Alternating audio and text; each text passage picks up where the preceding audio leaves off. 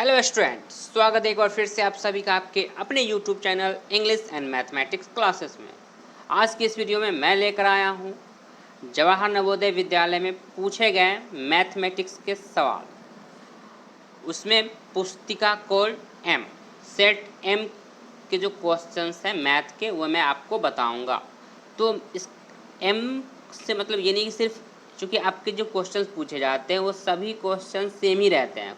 Code M हो ए हो कुछ भी हो, यदि अलग अलग कोड है फिर भी सेम क्वेश्चंस ही रहते हैं, बस उन क्वेश्चंस का क्वेश्चन नंबर अलग होते हैं। जैसे एग्जांपल के लिए मैं आपको बताऊं, जैसे कि देखिए इसमें एक क्वेश्चन है 41 में, ये जो क्वेश्चन है ये है 41 में, यहाँ पे नहीं, ये क्वेश्चन यहाँ पे 41 में है।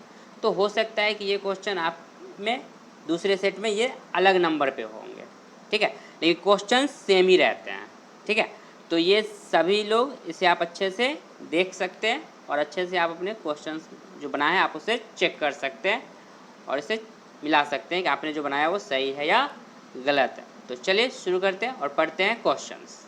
देखिए आपके स्क्रीन पे इसमें तो क्वेश्चन नंबर 41 लिखा हुआ है, आप में हो सकता है क्वेश्चन नंबर कुछ और हो, बट क्वेश्चन जो होते हैं वो बिल्कुल सेम होते हैं। तो पढ़िए, कह रहा है एक मैच कुल आधा घंटा चलता है। एक मैच है जो कितने देर चलाया जाता है, सिर्फ आधा घंटा। आधा घंटा कहने का मतलब क्या होता है, 30 मिनट, 30 मिनट, 30 मिनट नहीं 30 मिनट। मैच के समय का 1/10, मैच के समय का 1/10 भाग टाइम आउट, मतलब चाय वाय पीने के लिए नहीं, नाश्ता पानी के लिए क्या किया जाता है, दिया जाता है। टाइम आउट क्या के लिए लिया जाता है। यह टाइम आउट कितने मिनट का होता है, बताइए कि यह जो नाश्ता पानी जो होगा ना वो कितने मिनट में हो जाएगी। तो चलिए देखिए इसे सॉल्व कैसे करते हैं। तो आधा घंटा मतलब क्या हमने बताया 30, तो 30 लिख लीजिए और 30 का कितना कहा गया है 1/10, तो 1/10 कर दीजिए। 10 से 10 कैंसिल, क्या बच गया ऊपर में, 3 को 1 से मल्टीप्लाई कीजिएगा तो कितना हो जाएगा 3, इसलिए पहले से यहाँ पे आंसर लिखा हुआ है। ये जो टाइम आउट था वो कितने मिनट का था, तो 3 मिनट का वह आंसर हो जाएगा। तो यहाँ पे लिख लीजिएगा 3 मिनट, नहीं क्या लिख लेना है इस पर, इसको मैं हटा दूँ इन सबों को, तो मैं यहाँ पे लिख दूँगा इसे 3 मिनट, ठीक है। कितने देर का था टाइम आउट, तो 3 मिनट का टाइम आउट था, ठीक है। चलिए नेक्स्ट क्वेश्चन देखते हैं। देखिए यहाँ पे भी क्वेश्चन कह रहा है x/25 इक्वल टू 196/x, मतलब कि x/25 बराबर 196/x। तो कह रहा है x का मान बताइए, x का वैल्यू क्या हो जाएगा।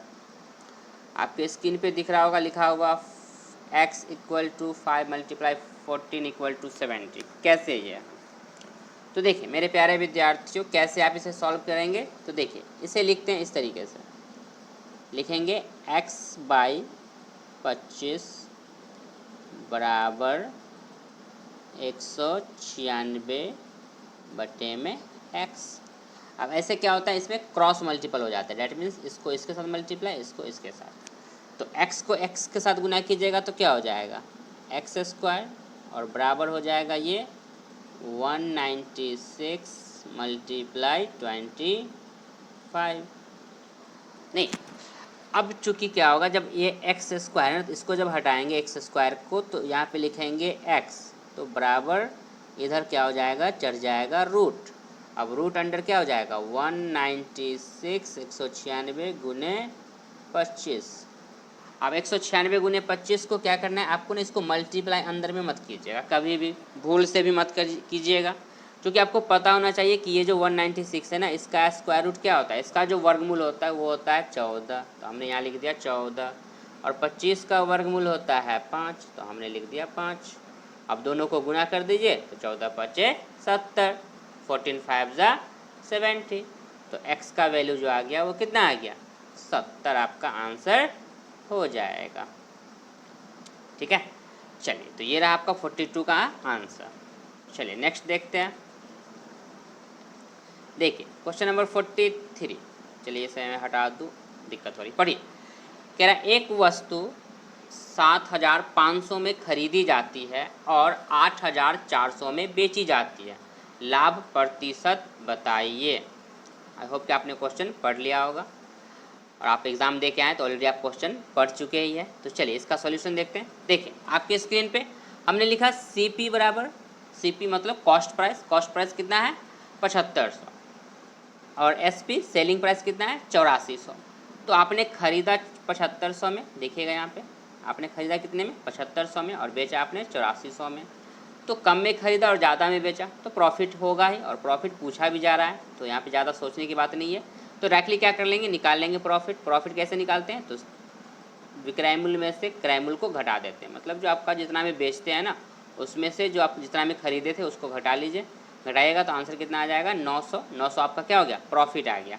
लेकिन आपसे सिर्फ प्रॉफिट नहीं पूछा गया बल्कि प्रॉफिट परसेंटेज पूछा गया है, नहीं लाभ प्रतिशत, लाभ नहीं पूछा गया है, लाभ प्रतिशत पूछा गया है। तो लाभ प्रतिशत के का जो फॉर्मूला होता है वो यहाँ पे देखिए आप अपने स्क्रीन पे कि ये जो होता है ये यहाँ पे मैं लिख रहा, ये रहा, इसमें देखिए यहाँ पे क्या है इसको, तो प्रॉफिट परसेंटेज बराबर होता है कि लाभ गुने 100, तो ये हो गया लाभ, ये हो गया 100 और बटे में क्रय मूल्य। तो क्रय मूल्य कितना था CP आपका 7500।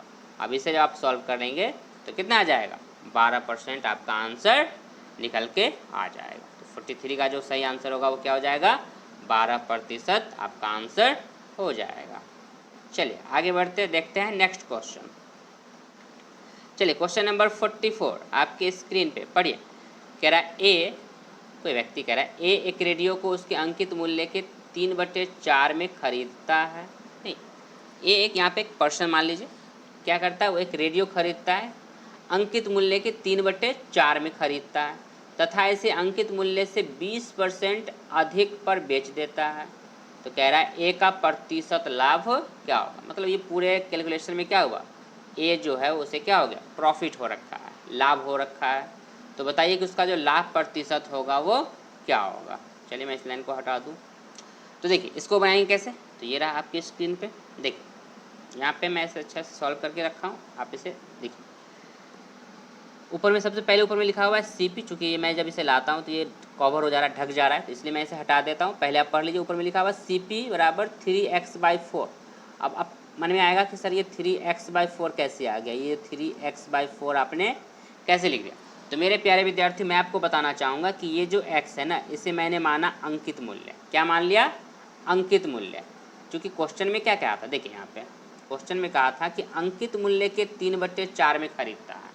तो खरीदना मतलब तो CP क्रय मूल्य ना, और बेचना मतलब विक्रय मूल्य SP। तो हमने मान लिया अंकित मूल्य x।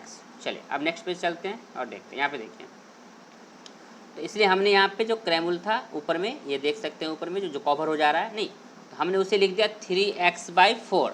और चूँकि क्रय मूल्य का 3/4 था और विक्रय मूल्य क्या कहा गया था कि 120% अधिक पे बेचता है, लाभ पे है ना, तो 120 पे तो क्या हो जाएगा 100 में 20 जोड़ लेंगे तो हो जाएगा 120x/100। अब चूँकि प्रॉफिट हो रहा है तो प्रॉफिट के लिए क्या करेंगे, SP में से CP को घटा लेंगे। तो यहाँ जब घटाएगा देखिए तो 120/100 माइनस 3x/4, इसको सॉल्व कीजिएगा तो आ जाता है आपका 45x/100। ये आपका क्या आता है प्रॉफिट, 45x/100 क्या आता है आपका प्रॉफिट आता है। ठीक है, अब यहाँ पे चूँकि आपको निकालना क्या था प्रॉफिट परसेंटेज, तो प्रॉफिट परसेंटेज का फॉर्मूला फिर से वही क्या होता है, प्रॉफिट गुने 100 बटे में CP। तो देखिए प्रॉफिट कितना है 45/x/100, तो यहाँ पे लिख दिए 45x/100 और उसको 100 से गुना कर दिए और नीचे CP लिख दिए 3x/4। इसे जब आप सॉल्व कीजिएगा तो कितना आ जाएगा, आपका आंसर आ जाएगा 60%। आप इसका स्क्रीनशॉट ले लीजिए, इसे आप सॉल्व कर सकते हैं अच्छे से, क्योंकि आपको सॉल्व करने आता ही है आप इसे अच्छे से, और वैसे नहीं आता है तो आप आसानी से देख सकते हैं। मैं यहाँ पे इसे अच्छे से स्टेप बाय स्टेप मैं एक एक करके 1 by 1, हाँ क्या हो गया, मैं इसे हटा दूँ। देखिए यहाँ पे आपको 1 by 1 स्टेप करके बताया गया है। आप इसे अच्छे से चाहे तो लिख भी सकते हैं, वैसे आपको आंसर मिलाना है तो आप आंसर मिला भी सकते हैं, और चाहे तो इसे लिख भी सकते हैं, एज यू विश, जैसे आपकी इच्छा। चलिए आगे बढ़ते हैं और देखते हैं question number next, question number 45। देखिए इसका जो आंसर होगा, कह रहा है कि निम्नलिखित, पढ़िए क्वेश्चन 45 में कह रहा है निम्नलिखित व्यंजक का, ब्रैकेट में लिखा है पूर्ण संख्या में निकटतम मान ज्ञात कीजिए। चूँकि ऐसे आंसर जो था आपका पूर्ण संख्या ही दे रखा था, चूँकि कोई इंटीजर पूर्णांक नहीं था, मतलब निगेटिव वाला आंसर नहीं था कि माइनस में 17,000 नहीं। जैसे कि पूर्ण संख्या ब्रैकेट में लिखने का मकसद क्या था कि कोई निगेटिव मार्किंग आपका नहीं था, माइनस 7,521 ये नहीं था, नहीं, आपको सारे के सारे पॉजिटिव दिए हुए हैं, इसलिए पूर्ण संख्या ही कहा गया।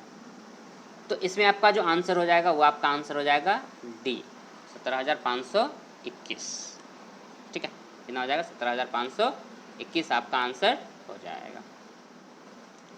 चलिए क्वेश्चन नंबर 46 देखिए, कह रहा एक राशि 16 वर्ष में साधारण ब्याज से दुगनी हो जाती है, डबल हो जाती है। कितनी हो जाती है, डबल हो जाती है, दुगनी हो जाती है। तो वार्षिक दर बताना है आपको। क्या बताना है, वार्षिक दर आपको बताना है। देखिए कैसे सॉल्व कीजिएगा इसे। तो क्या कहा आपको कि राशि, चूँकि आपको पता ही नहीं है, यहाँ पे राशि पता है क्या, ये राशि प्रिंसिपल मूलधन जिसे कहते हैं, नहीं इतनी सारी बात हमने आपको बता दिया, मूलधन इंग्लिश में कहते हैं उसी को प्रिंसिपल, नहीं। तो हमने मान लिया कि मूलधन जो है वो क्या है, प्रिंसिपल क्या है, एक्स है। अब चूंकि यदि कहा गया कि राशि जो है वो 16 वर्ष में क्या हो जाती है, दुगनी हो जाती है। दुगनी होने का मतलब क्या हुआ, मिश्रधन जिसको कहते हैं, नहीं आप मिश्रधन अमाउंट इंग्लिश में कहते हैं, नहीं डबल हो गया, तो वो हो गया 2x। अब चूंकि देखिए यहाँ पे ये हो गया आपका मूलधन, ये हो गया मिश्रधन, तो साधारण ब्याज निकाल लेंगे। साधारण ब्याज कैसे निकालेंगे, तो 2x में से x को घटा लीजिए, नहीं इसमें से इसको क्या कीजिएगा, घटा लीजिएगा, तो साधारण ब्याज निकल के आ जाएगा। क्योंकि साधारण ब्याज का फॉर्मूला क्या होता है, आपको पता होना चाहिए कि एक फार्मूला a बराबर जो होता है वो क्या होता है, मिश्रधन बराबर होता है मूलधन, मतलब p प्लस SI। तो यहाँ पे चूँकि अब SI निकालना है ये, तो ये क्या हो जाएगा, इधर जाके माइनस नहीं हो जाएगा, तो यही 2x में से x को घटा लेंगे। ठीक है, इसे मैं फार्मूला को रहने भी देता हूँ। तो 2x में से जब x को घटा लेंगे तो कितना आ जाएगा यहाँ पे, तो SI जो आ जाएगा, साधारण ब्याज कितना आ जाएगा, x। अब साधारण ब्याज x आ गया तो आपको पता है फॉर्मूला, चूँकि क्या कह रहा था, वार्षिक दर निकालना है। दर को इंडिकेट करते हैं R से, रेट। तो दर बराबर क्या हो जाता है, ब्याज गुने 100, तो ब्याज हो गया x गुने 100, और नीचे में मूलधन हो गया x गुने समय 16। अब जब इसे आप काट लेंगे, देखिए यहाँ पे तो x को x से काट लेंगे। चलिए फॉर्मूला यदि लिख रखे तो मैं यहाँ पर हटा दे रहा हूँ इसे।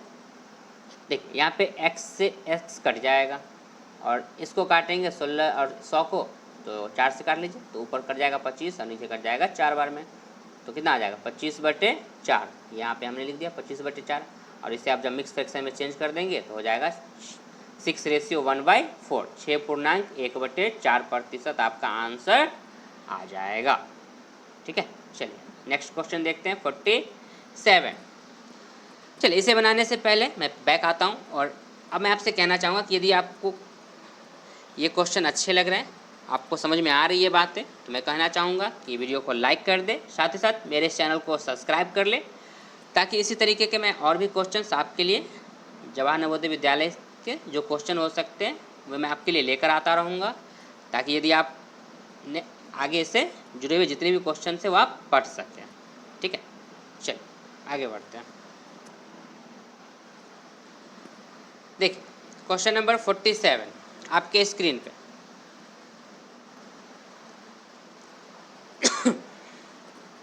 सॉरी, देखिए कह रहा है एक समकोण त्रिभुज की 2 लंबवत भुजाएं, एक समकोण त्रिभुज है, इसमें क्या कहा गया कि 2 लंबवत भुजाएं जिसका क्या है 5 सेंटीमीटर है और 12 सेंटीमीटर है। तो कह रहा है उस त्रिभुज की परिमाप बताइए।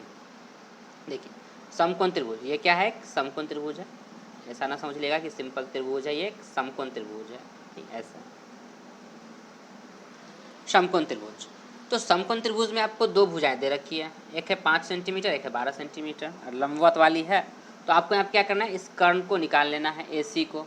अब AC निकालने के लिए आपको पता होना चाहिए इसका जो फॉर्मूला होता है क्या होता है, कर्ण स्क्वायर, ये जो AC होता है ना, कर्ण स्क्वायर बराबर क्या होता है, लंब स्क्वायर जोड़ आधार स्क्वायर। अब यहाँ पे आप इस चाहे तो 12 इसको भी लिख सकते हैं और इसको 5 लिख सकते हैं, इसमें चेंज कर सकते हैं, कोई दिक्कत की बात नहीं है। आपको निकालना AC है, ठीक है। तो जब आप इसे सॉल्व करेंगे तो कर्ण स्क्वायर बराबर, हमने क्या कहा, कर्ण स्क्वायर, ये जो AC होता है ना, कर्ण स्क्वायर बराबर होता है लंब स्क्वायर जोड़ आधार स्क्वायर। तो यहाँ पे लंब का स्क्वायर 5 का स्क्वायर जोड़ 12 का स्क्वायर, 5 का स्क्वायर 25, 12 का 144, दोनों को जोड़िएगा 169, 169 का वर्गमूल 13। तो जब ये आ गया, अब आप यहाँ पे आंसर आ गया ये 13। अब परिमाप क्या होता है, परिमाप पता है आपको कि सभी भुजाओं को जोड़ देते हैं, तो सबको जोड़ दीजिए, 5 + 12 + 13, 5 + 12 + 13 इक्वल टू आंसर आपका हो जाएगा 30 सेंटीमीटर। इस त्रिभुज का क्या हो जाएगा, परिमाप हो जाएगा, ठीक है। तो इसका स्क्रीनशॉट ले लीजिए, इसे आप अच्छे से लिख लीजिएगा। चलिए नेक्स्ट क्वेश्चन देखते हैं। देखिए इसका आंसर, इसमें आपको लॉजिकल था, थोड़ा सोचना पड़ता है, ठीक है।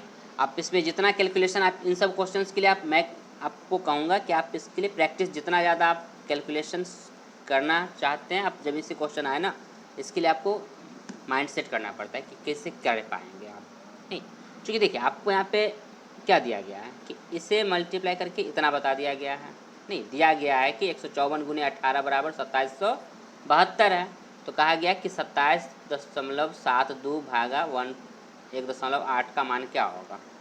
अब सोचिए, अब इसे आप भाग लगाते हैं 18 समझ के तो भी आपको दिक्कत होगी, या 1.8 करके ही कर लीजिए तो ज़्यादा बेहतर है, क्योंकि आप, और बहुत सारे आप चूँकि अलग अलग लोग अलग अलग ऑप्शन से बच्चे इसको सॉल्व करेंगे। किन्हीं का हो सकता है कोई क्या करेंगे 27.72 को क्या करेंगे, ये तो ऐसे लिख लेंगे इसको, नहीं, और फिर क्या करेंगे, इसको डेसिमल को उड़ा के, दशमलव को उड़ा के, नीचे 2 जीरो और ऊपर 1 जीरो, और फिर 1 जीरो से 1 जीरो काट के, तो आप इस तरीके से भी कर सकते हैं। लेकिन आपका इसमें क्या होगा कि टाइम ज़्यादा वेस्ट हो सकता है, नहीं। तो आप कोशिश करें कि 1.8 से ही भाग लगा लें, डायरेक्ट क्या करें 1.8 से ही भाग लगाएं, या फिर ऑप्शन से ज़्यादा बेहतर होगा कि आप ऑप्शन से मल्टीप्लाई करके चेक करके आंसर आप लिख सकते हैं, ठीक है। ऐसे क्वेश्चंस में आप बेहतर होगा कि ऑप्शन से ही आंसर दें, ऑप्शन जो रहते हैं उसे, इसे सॉल्व करने की कोशिश ना करें, इसको क्या करें, आंसर देखें क्या क्या आंसर है, उसमें से ही आप उसे मल्टीप्लाई करके चेक कर लें, ठीक है। तो इसका जो आंसर होगा वो क्या हो जाएगा 15.4 इसका आंसर हो जाएगा। देखिए एक क्वेश्चन था ये, वह कह रहा एक क्रिकेट के खिलाड़ी की 24 पारियों में रनों का जो औसत था वो कितना था, 28 था। वह 25वीं पारी में कितने रन बनाए ताकि उसका जो औसत हो जाए ना वो 29 हो जाए, मतलब कि एक बढ़ जाए 29 हो जाए। तो देखिए चूँकि ये तो उसका औसत था ना 28, तो रन के लिए क्या करना पड़ेगा, गुना कर देंगे उसको। तो हमने लिख दिया 24 × 28, और चूँकि अब एक पारी और कह रहा है, पारी 25वीं पारी नहीं, अभी तक तो कितने पारी थी 24 पारी, और 25वीं पारी, तो हमने 25वीं पारी में लिख दिया। हमें नहीं पता कि कितने रन बनाने हैं, तो हमने लिख दिया x, और नीचे क्या हो जाएगा डिवाइड करना पड़ेगा 25 से, क्योंकि अब पारी हो चुकी कितनी 25, और इसका जो टोटल औसत हो जाएगा वो कितना हो जाएगा 29, तो बराबर हमने लिख दिया 29। इसे जब आप सॉल्व करना शुरू करेंगे तो देखिए ये तो इन दोनों को आपस में गुना कीजिएगा तो 672 हो जाएगा, और ये प्लस x तो x रह जाएगा, और ये क्या हो जाएगा क्रॉस मल्टीपल हो जाएगा, तो इधर हमने लिख दिया 29 × 25, ठीक है। अब यहाँ पे आप सॉल्व कीजिएगा इसे, देखिए तो 29 × 25 को जब आप गुना कीजिएगा, इस लाइन को मैं हटाऊँ फिर से, देखिए यहाँ पे एक्चुअली पेन चल नहीं रही है, तो आप देखिए, नहीं तो इसे जब आप गुना करेंगे तो कितना आ जाएगा 725 725, और फिर ये 672 को क्या करेंगे इस तरफ ले आएंगे तो ये आ जाएगा माइनस में, दोनों को आपस में घटा लेंगे, कितना आ जाएगा 53 आपका आंसर आ जाएगा। तो 25वीं पारी में 29 औसत करने के लिए कितने रन बनाने होंगे उसे, तो उसे 53 रन बनाने होंगे।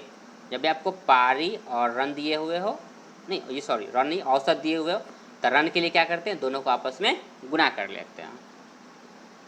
चलिए नेक्स्ट क्वेश्चन देखते हैं।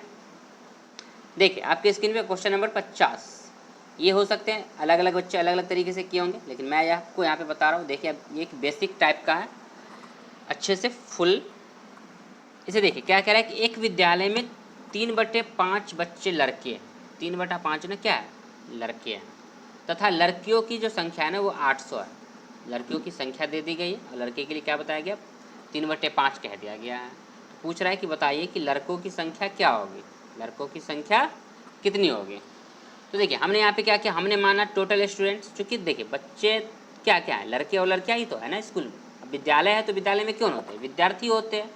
विद्यालय में क्या होगी, विद्यार्थी, और विद्यार्थियों में लड़के और लड़कियाँ। तो लड़के लड़कियाँ हमने माना टोटल स्टूडेंट कितने हो जाएंगे, x, हमने मान लिया टोटल स्टूडेंट x यहाँ पे। तो चूँकि x का है ना टोटल विद्यार्थी होगा ना, का 3/5 किसका, टोटल का, बच्चे लड़के हैं, नहीं लड़कियों का तो कहा नहीं गया था, क्या कहा, एक विद्यालय में 3/5 लड़के हैं। लड़के मतलब कितने, टोटल जितने स्टूडेंट हैं ना उनका 3/5। तो हमने लिखा x का 3/5 और जोड़ दिया हमने उसमें लड़कियों को, बराबर किसके हो जाएगा, टोटल के। तो बराबर क्या था, x के। ठीक, देखिए फिर से मैं इसे बताता हूँ कि ये हमने माना टोटल x और x का 3/5 और उसमें हमने जोड़ा, चूँकि ये तो लड़का हो गया और ये लड़की, और दोनों मिलाकर तभी तो होंगे ना टोटल विद्यार्थी, नहीं टोटल का 3/5, फिर ये लड़कियों की संख्या और फिर बराबर कर दिए टोटल विद्यार्थियों के। तो इसे जब आप सॉल्व करेंगे देखिए तो ये हो जाएगा 3x/5 + 800 = x। अब यहाँ से क्या करेंगे, 3x/5 को उठा के इधर ले आएंगे, नहीं तो यहाँ पे दिया हुआ है स्टेप बाय स्टेप। तो इसे आप सॉल्व करेंगे, यहाँ से देख सकते हैं यहाँ तक। तो जब करेंगे तो एलसीएम हो जाएगा, क्या हो जाएगा, ये हो जाएगा 2x/5। अब यहाँ पे देखिए 2x/5 में क्या किया, इस 2 से काट लिए 800 को, तो कितना आ गया, x का वैल्यू आपका आ जाएगा 2000। तो 2000 क्या हो गए, टोटल विद्यार्थी हो गए, 2000 क्या हो गए, टोटल विद्यार्थी। ये लड़कों की संख्या नहीं है, ये क्या है, टोटल स्टूडेंट, टोटल विद्यार्थियों की संख्या, क्योंकि हमने x माना था ना और x का वैल्यू कितना आया 2000, तो टोटल विद्यार्थियों की संख्या आई। और उसमें से क्या है, 800 तो लड़कियां हैं, तो इसमें से क्या करेंगे, 2000 में से 800 घटा लीजिएगा। जब 800 घटाइएगा तो कितना निकल के आ जाएगा, 1200। तो हमने नीचे लिख दिया इसका आंसर, लड़का बराबर, देखिए नीचे मैंने लिखा हुआ लड़का बराबर 1200। तो आंसर जो आपका क्या हो जाएगा, ऑप्शन आपका दोनों दिया हुआ था, 2000 भी और 1200, तो आंसर आपको देना है 1200। चलिए नेक्स्ट क्वेश्चन देखते हैं। ये देखिए ये तो आपको समझना था, कह रहा था, लिखा हुआ था 2,02,000 को अंकों द्वारा लिखने पर प्राप्त होता है। तो ऑप्शन में आपको दिए हुए थे 4 ऑप्शन, उसमें से आपको ये आपका आंसर है 2,02,000। अब यदि मैं इसे भी किसी को बताऊं आपको कि यदि न डायरेक्टली कर पाते हैं या नहीं समझ पाते हैं, तो देखिए इसके लिए आपके पास मैं आपको एक ट्रिक बताता हूँ कैसे आप इसे कर सकते हैं। गलत यदि चाहते गलत 100% न, मतलब बिल्कुल 100% सही हो जाए, तो देखिए 2 लाख, तो 2 लाख में आपको पता होना चाहिए कि 2 लिख के कितने जीरो होंगे, 5 जीरो, नहीं 2 लाख, और फिर कहाँ क्या आ गया 2000, तो लिख लीजिए 2000। अब इसको क्या कर लीजिए, जोड़ लीजिए, तो देखिए 0,0,0,2,0,2 आ गया ना। तो आप ऐसे करके भी आंसर निकाल सकते हैं, नहीं तो डायरेक्टली आप आंसर दे ही सकते हैं। काफ़ी अच्छे बच्चे हैं आप लोग, आसानी से आप आंसर इसका दे सकते हैं। यदि ना समझ में आए तो इस तरीके से बनाकर भी आप आंसर दे सकते हैं। चलिए आगे बढ़ते हैं। देखिए यहाँ पे लिखा हुआ था, एक क्वेश्चन था, 6 अंकों की छोटी से छोटी संख्या तथा 4 अंकों की बड़ी से बड़ी संख्या में अंतर बताइए। अब देखिए 6 अंकों की छोटी छोटी संख्या कितनी हो जाएगी, एक लिख के उसमें 5 जीरो, और 4 अंकों की बड़ी संख्या, तो बड़ी संख्या के लिए तो बड़ा बेसिक सा नॉलेज है, हर टीचर बताया करते नहीं। आप लोग को भी पता होगा कि जितनी कहा जाए उतना 9 लिख लीजिए, तो उतना 9। 4 अंकों की बड़ी संख्या तो 4 9, 4 को 9 लिख दिया। क्या किया, चूँकि अंतर कह रहा है, अंतर कह रहा है इसका मतलब क्या होता है, घटाओ, तो क्या करेंगे, इसे घटा लेंगे, तो घटा लीजिए। देखिए इसमें से आप इसको घटाइएगा तो आपका जो आंसर हो जाएगा क्या हो जाएगा, 90,001 आपका आंसर हो जाएगा। इसका जो आंसर हो जाएगा क्या हो जाएगा, 90,001 आंसर हो जाएगा। चलिए नेक्स्ट क्वेश्चन देखते हैं। देखिए क्वेश्चन 53 53 नंबर पे देखिए, एक सिंप्लीफिकेशन है, सरल करना है। इसे जब आप सॉल्व करेंगे तो देखिए यहाँ पे हमने इसे पहले क्वेश्चन लिख दिया, यहाँ पे ये रहा बिल्कुल क्वेश्चन। अब यहाँ पे देखिए, चूँकि ब्रैकेट में हमेशा कहा जाता है कि बोर्ड मास जब लगता है ना, इसमें क्या करेंगे, इसमें तो बोर्ड मास लगाएंगे नहीं, बोर्ड मास में सबसे पहले जो आता है वो क्या होता है, ब्रैकेट। ऐसे ब्रैकेट से पहले वी कॉलम, लेकिन चूँकि यहाँ पे वी कॉलम का है नहीं, तो ब्रैकेट से स्टार्ट करेंगे, और ब्रैकेट में पहले आप इसे सॉल्व करेंगे, इसे सॉल्व करेंगे, फिर इसे सॉल्व करेंगे, सबको सॉल्व कर लेंगे और तब फिर बाहर वाले को करेंगे। तो देखिए जब ऐसे सॉल्व करेंगे तो यहाँ पे देखिए क्या क्या होता है। अब चूँकि ब्रैकेट में भी प्लस और जोड़ घटाव है तो उसमें भी क्या हो जाएगा, पहले गुना का काम, तो हमने लिखा 7 छक 42 और 13 को हमने वैसे ही रहने दिया। ये भाग का साइन भाग वैसे ही रह गया। अब इसको ब्रैकेट के अंदर वाला को 11 तिया 33 लिख दिए। ये माइनस का माइनस यहाँ रह गया। अब इसको देखिए यहाँ पे चूँकि 12 माइनस 4 गुने 2 है तो पहले क्या करेंगे, 4 को 2 से गुना कर लेंगे तो 4 दूनी 8। तो एक स्टेप बाय स्टेप 1 बाय 1 बताया गया है। अब फिर आप यहाँ देखिए 3 को 3 यहाँ रहने दीजिए। अब इन दोनों को जोड़ लीजिए तो 55 हो जाएगा भागे 33 और इसको घटा के आ जाएगा तो ये माइनस में 4 यहाँ पे आ जाएगा। ठीक है, अब इसे जब आप सॉल्व करेंगे तो देखिए ये जो 33 है क्या है, भाग में है, तो भाग में है तो नीचे लिख दीजिए, नहीं तो नीचे लिख दीजिए। तो यहाँ पे क्या करेंगे, आप चाहते तो 3 से 33 को भी काट सकते हैं या फिर 11 से काट लीजिए। 11 तिया 33, 11 पचे 55। हमने 11 से काट लिया, 11 तिया 33, 11 पचे 55। अब 3 से 3 को काट लिए तो बच क्या गया, ऊपर में 5 माइनस 4 इक्वल टू 1। तो आपका जो यहाँ पे आंसर आ गया वो कितना हो गया, 1 आपका आंसर हो जाएगा। चलिए अब यहाँ पे देखिए कह रहा है प्रथम 4 अभाज्य संख्या। अभाज्य संख्या वैसी संख्या जो एक से और खुद से ही भाग लगे उसे क्या कहते हैं, अभाज्य संख्या। या फिर एक और इसका परिभाषा होता है कि वैसी संख्या जिसके 2 फैक्टर होते हैं, नहीं उसे क्या कहते हैं, अभाज्य संख्या कहते हैं। नहीं, या फिर आप कह सकते हैं कि वैसी संख्या जो एक से और खुद से ही भाग लगे, पूरा पूरा कट जाए, उसे क्या कहते हैं, अभाज्य संख्या कहते हैं। तो याद रखिएगा कि 1 जो है ना, 1 अभाज्य संख्या नहीं है, क्योंकि इसके 2 फैक्टर नहीं होते हैं, एक ही रह जाते हैं, इसलिए ये अभाज्य संख्या प्राइम नंबर नहीं होते हैं। तो प्राइम नंबर जो सबसे स्टार्टिंग होता है, सबसे छोटा प्राइम नंबर वो 2 होता है, उसके बाद 3, फिर 5 और फिर 7, सबको जोड़ दीजिए, आंसर आ जाएगा आपका 17। 17 आपका आंसर हो जाएगा। बिल्कुल बड़ा सा इजी सा क्वेश्चन था, आसानी से आप इसे कर सकते हैं। चलिए क्वेश्चन नंबर 55 देखिए आपके स्क्रीन पे लिखा हुआ 12 रेशियो 1/16, 12 पूर्णांक 1/16। इसको आप पढ़े होंगे फ्रैक्शन में, कई बार आप पढ़ चुके होंगे। देखिए क्या करते हैं, इसमें 12 को 16 से गुना कर लीजिए और 1 को जोड़ दीजिए तो क्या आएगा आपका 193, 193/16। इससे भाग लगा लेंगे तो आंसर आ जाएगा 12.0625 आपका आंसर हो जाएगा। ठीक है, ये सब क्वेश्चन बिल्कुल बेसिक से क्वेश्चंस होते हैं जिसे आप आसानी से सॉल्व कर सकते हैं। चलिए नेक्स्ट क्वेश्चन देखते हैं। देखिए यहाँ पे एक क्वेश्चन था, ये भी बड़ा ही मज़ेदार सा क्वेश्चन था। कह रहा है कि वह कौन सा संख्या है जो 4, 8 और 6 तीनों संख्याओं का गुणज है। बताइए, आपको ऑप्शन दिए हुए थे 4 ऑप्शंस। तो यहाँ पे मैं जो आपको बता रहा हूँ, देखिए क्या कीजिए, चूँकि अब ऑप्शन थे दिए हुए और आप 4 से 8 से 6 से, ऐसा थोड़ी ना कि उन संख्याओं को 4 जो ऑप्शन थे उनको चारों ये 4 से 8 से और 6 से भाग लगा के चेक करते रहेंगे, बिल्कुल नहीं। मेरे प्यारे विद्यार्थियों, क्या करना होता है, इन तीनों का एलसीएम ले लीजिए। क्या कर लीजिए, इन तीनों का एलसीएम ले लीजिए। तो एलसीएम क्या आ जाएगा 24, और इस 24 से क्या कीजिए, आप चेक कर लीजिए कि जो गिवन नंबर है ना उनमें कौन सा कम्प्लीटली डिविजिबल है। जो पूरा पूरा कट जाएगा वही संख्या क्या हो जाएगा, इन तीनों संख्याओं का, नहीं जो 24 से कट जाएगा वो इन तीनों संख्याओं का क्या हो जाएगा, वो गुणज हो जाएगा। तो आंसर आपका हो जाएगा 696। ये शायद ऑप्शन नंबर सी में था, 696 आपका आंसर हो जाएगा। ठीक है, चलिए नेक्स्ट क्वेश्चन देखते हैं। देखिए आपके स्क्रीन पे क्वेश्चन नंबर 57।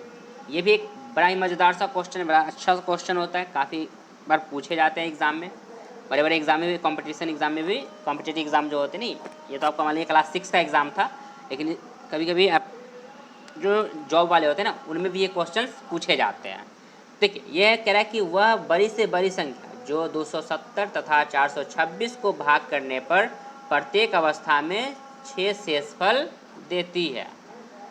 तो ऐसे क्वेश्चन देखिए, पहली बात तो इसमें क्या करते हैं, नोटिस करते हैं कि जब भी आप देखें ना बड़ी से बड़ी, तो 99% जान लीजिए कि इसमें क्या करते हैं, HCF निकालना होता है। क्या निकालना होता है, HCF। जब भी आपसे बड़ी से बड़ी पूछे ना तो जान लीजिए कि 99% आपको HCF ही निकालने होंगे।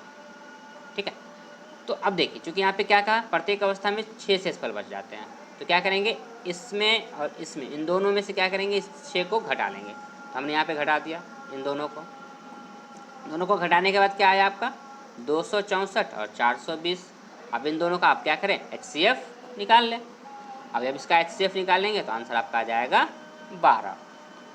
अब देखिए, क्योंकि मैं यहाँ पे HCF नहीं निकाल के बता रहा हूँ इसलिए क्योंकि HCF निकालने के अलग अलग मेथड होते हैं। आप अच्छे से आपको पता होगा HCF निकालना। आप चाहे तो इस तरीके से भी करके निकाल सकते हैं, 420 लिख लीजिए। नहीं, देखिए इस तरीके से 420 और 264 करके एलसीएम तरीके से, और जो आएगा यहाँ पे सिर्फ उसे मल्टीप्लाई कर लीजिएगा। एक तो ये मेथड है। दूसरा होता है, आपको पता है बेसिक सा मेथड, इस तरीके से कि 264 से क्या कीजिएगा, 420 में भाग लगा दीजिए और ये पूरा पूरा कटना चाहिए।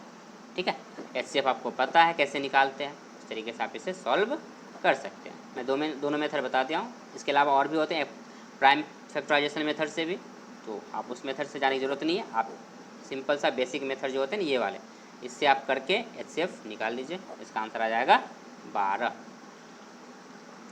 चलिए क्वेश्चन नंबर 58 देखिए, काफ़ी मज़ेदार क्वेश्चन ये भी। ये आपको है तो बड़ा ही ईजी, लेकिन आप इसे अरेंज करना और सही से लिखना नहीं।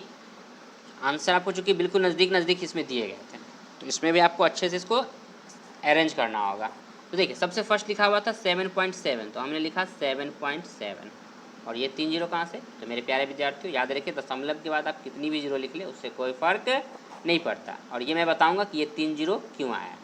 देखिए, फिर आपको लिखना है 7.07, तो हमने लिखा यहाँ पे 7.07, फिर 7.007, फिर हमने लिखा 77.777। तो चूँकि लास्ट वाले में क्या है कि देखिए, हमेशा देखिए कि इस तरीके वाले में ना कि सबसे बड़ा वाला देखा गया। देखिए यहाँ पे सबसे बड़ा ये था, और सबसे बड़ा में देखिए दशमलव के बाद ना कितने अंक थे, 4 अंक थे, 2 जीरो और 2 7। तो क्या करें, चूँकि मैक्सिमम जो नंबर था दशमलव के बाद वो कितना है, 4 है। तो आप भी क्या करें कि जितने हैं ना ये सब में, पहले वाले में, दूसरे वाले में, तीसरे वाले में, तो तीसरे में मान लीजिए 3 अंक तो है ही दशमलव के बाद, इसमें 2 था और इसमें 1 ही था। तो आपको क्या करना होगा, सब में ना 4 नंबर पुराने होंगे। तो क्या किया, हमने लिखा 7 लिखा और 3 जीरो इसके बाद हमने बैठा दिया, फिर इसमें 2 जीरो, फिर इसमें 1 जीरो, और इस तरीके से फिर हमने सबको लाइन से ऐड कर दिया। तो आप जब इसे जोड़ेंगे तो अच्छे से आपको आंसर पता है, यहाँ पे देख सकते हैं ये जुड़ा हुआ, अच्छे से आप इसका आंसर मिला सकते हैं, चेक कर सकते हैं। ठीक है, तो इस तरीके से याद रखिए कि मैक्सिमम याद रखना है आपको, कि मैक्सिमम हमेशा डेसिमल में जब भी आ जाए ना दशमलव वाला, तो इसमें आप सबसे पहले चेक करें कि जो सबसे बड़ा अंक कितना है, दशमलव के बाद सबसे ज़्यादा कितना है। ठीक है, और इस तरीके से, और याद रखिए दशमलव के बाद ना लगातार ऐसे इधर से लिखते चलते हैं, लेफ़्ट टू राइट, इधर से स्टार्ट करके इधर जाते हैं, और दशमलव से पहले वाला ये होता है राइट टू लेफ़्ट, ऐसे चलते हैं। नहीं, ये 2 बातें मैं फिर से आपको बता दूं कि देखिए दशमलव के बाद क्या होता है कि ये ना लेफ़्ट टू राइट चलते हैं, ऐसे नंबर लिखते हैं, और लेकिन दशमलव से पहले वाला जो नंबर होता है ना वो राइट टू लेफ़्ट लिखाता है, इधर से इधर लिखते चलते हैं। ठीक है, तो इन बातों को इसमें याद रखना होता है। चलिए, इसका जो आंसर होगा देखिए यहाँ पे इसका आंसर हो जाएगा, वो हो जाएगा 50। क्या हो जाएगा, आप चाहें तो देखिए इसको ज़्यादा सॉल्व करने की ज़रूरत नहीं आपको। इसको देखिए 15 को 3 से गुना कीजिए, 15 तिया 45 और ये 5 है, चूँकि 5.002575 है, तो ये 5 जीरो के बाद ना, मतलब 5 के बाद तो बहुत कम छोटा सा है, चूँकि आपको देखिए यहाँ पे 0 0, यहाँ भी 0 है और यहाँ भी दशमलव के बाद 0 0 है। नहीं, तो चूँकि दशमलव के बाद वाला जो होता है वो 10th प्लेस होता है। कौन सा होता है, 10th प्लेस, और यही 10th प्लेस से 10th कहते हैं ना, 10th। तो ये प्लेस ही क्या है आपका, 0 0 है, तो ये आपका ना बिल्कुल कम है। तो आप इस तरीके से इसको सॉल्व कर सकते हैं, 15 या 45 और 45 और 5 50, तो ये 50 का ही लगभग मान है, 50 का लगभग मान इसका आंसर हो जाएगा। वैसे आपको आंसर में देने के लिए इसमें 51 भी दिया हुआ था, काफ़ी कन्फ्यूज़न हो सकता है इसमें, लेकिन आंसर जो है आपको 50 ही लिखेंगे।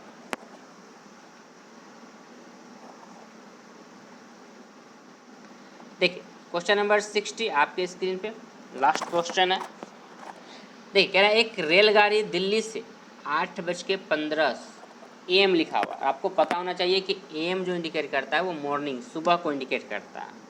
ठीक है, तथा अजमेर 2:30 PM, और PM जो होता है वो आफ्टरनून के बाद, 12 बजे के बाद के टाइम को नहीं, 12 बजे के बाद जो होते हैं ना उसको क्या कहते हैं, PM कहते हैं।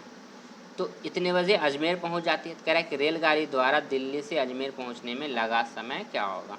तो देखिए, चूँकि सुबह में 8 बजे आप दिल्ली से चलते हैं, मान लीजिए आप दिल्ली से चलना शुरू किए, नहीं अपने ऊपर सोचिए और बनाइएगा, ज़्यादा बेहतर होगा, आसानी से समझ सकते हैं।